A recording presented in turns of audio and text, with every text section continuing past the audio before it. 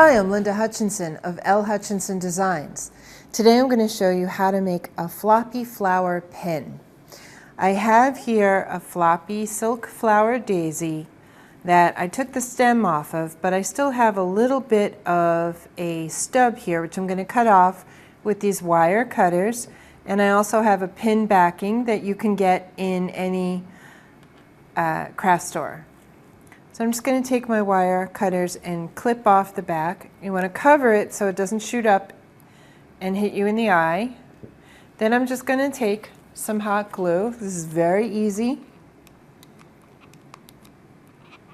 Put it right in the center of the back and just place the pin backing on there, pressing it down firmly. You'll see there are some holes in the pin backing. You want that glue to seep right through the holes to get a good bond. It kind of holds it on there.